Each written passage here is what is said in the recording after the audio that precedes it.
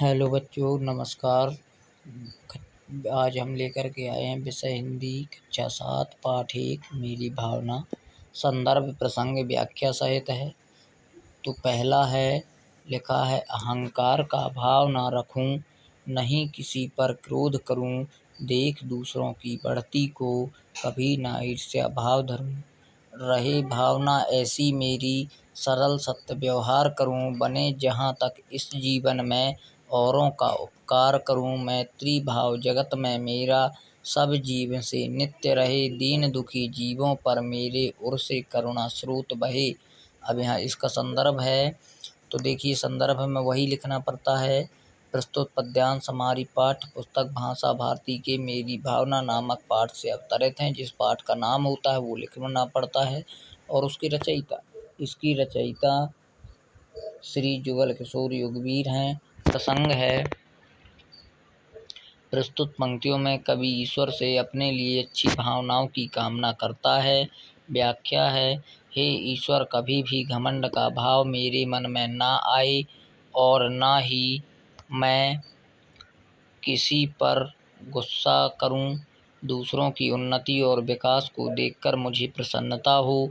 हे प्रभु, मैं चाहता हूं कि मेरी ऐसी भावना हो कि मैं सबके प्रति सरलता व सत्यता का व्यवहार करूं और जहां तक संभव हो सके मैं अपने इस जीवन को परोपकार में लगा सकूं, अर्थात दूसरों की भलाई कर सकूं। तेरे बनाए सभी जीव जंतुओं एवं पादपों से मेरा व्यवहार प्रतिदिन मित्रवत हो तथा दुखी व परेशान प्राणी मात्र के प्रति मेरे हृदय में दया की अविरल धारा बहती रहे। दूसरा है, दुर्जन क्रूर कुमार्ग रतों पर क्षोभ नहीं मुझको आए, साम्य भाव रखूं मैं उन पर ऐसी परिणति हो जाए। बुढ़ी जनों को देख हृदय में मेरे प्रेम उमड़ आए, बने जहाँ तक उनकी सेवा करके यह मन सुख पाए। होऊं नहीं कृतज्ञ न कभी मैं द्रोह न, और मेरे आए गुना ग्रहण का भाव रहे, नित दृष्टि न दोषों पर जाए। संदर्भ वही रहेगा जो इसमें था, पहले वाले में था। प्रसंग है, प्रस्तुत पंक्तियों में कवि ईश्वर से अपने लिए अच्छी भावनाओं का वरदान चाहता है।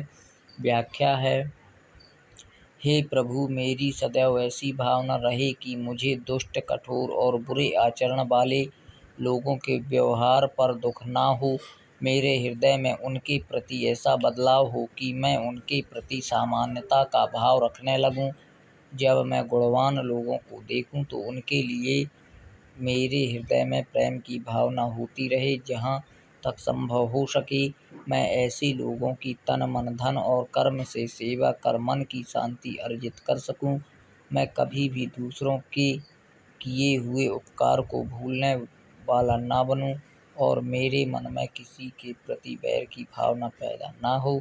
दूसरों के चरित्र में से उसके अंदर छिपे गुणों को स्वीकार करता रहूं, किंतु उनके दोषों की ओर मेरा ध्यान कदापि न जाए। हे ईश्वर, मेरी प्रतिदिन यही भावना रहे। तीसरा है, कोई बुरा कहे या अच्छा, लक्ष्मी आए या जाए, लाखों वर्ष तक जीऊं या मृत्यु आज ही आ जाए, अथवा कोई कैसा ही भय या लालच देने आए तो भी न्याय मार्ग से मेरा कभी न पद डिगने पाए। पहले प्रेम व्यवहार परस्पर जग में मोह दूर पर रहा करे, अप्रिय कटुक का कठोर शब्द नहीं कोई मुख से कहा करे। बनकर सब युग वीर हृदय से देशोन्नत त्वरित रहा करे, वस्तु स्वरूप विचार खुशी से सब दुख संकट सहा करे।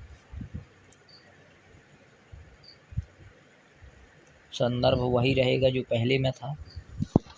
प्रसंग है, प्रस्तुत पंक्तियों में कवि प्रतिकूल अथवा अनुकूल दोनों परिस्थितियों में धैर्य रखने की शक्ति की प्राप्ति के लिए ईश्वर से प्रार्थना करता है।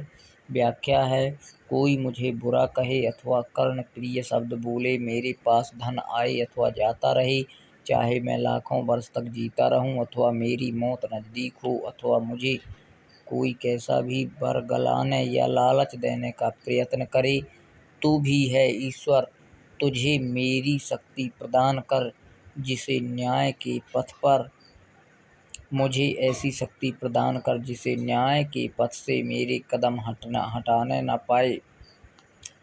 इस दुनिया की समस्त निवासियों के मध्य आपस में प्यार बढ़े, सभी लोभ लालच से दूर रहें तथा कोई भी अपने मुँह से किसी के लिए अप्रिय, कड़वे तथा कठोर शब्द न बोले।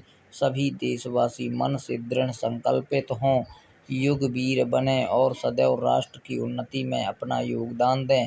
साथ ही सभी दुखों, पीड़ाओं और संकटों को वस्तु के समान आने जाने वाला सोचकर अर्थात उन्हें जीवन का एक अंग मानकर खुशी से सहन किया करें। अब आते हैं प्रश्नोत्तरों में। पहला प्रश्न है, हमें जीवों के प्रति किस तरह की भावना रखनी चाहिए? तो हमें जीवों के प्रति मित्रता व दया की भावना रखनी चाहिए। दूसरा है, मेरी भावना कविता में कवि ने किन किन साम्य भाव रखने की बात कही है? इस कविता में कवि ने दुष्ट, निर्दयी व गलत रास्ते पर चलने वाले इत्यादि के प्रति साम्य भाव रखने की बात कही है। तीसरा है, देशोन्नति से कवि का क्या आशय है? कवि किस तरह की देशोन्नति में सम्मिलित होना चाहता है? उत्तर है, देशोन्नति से कवि का आशय देश की उन्नति से है। कवि चाहता है कि सभी हृदय से युगवीर बनकर देश की उन्नति और विकास में सम्मिलित हों। तो बच्चों, वीडियो पसंद आया हो तो लाइक, शेयर, सब्सक्राइब जरूर करें। मिलते हैं फिर अगले वीडियो में।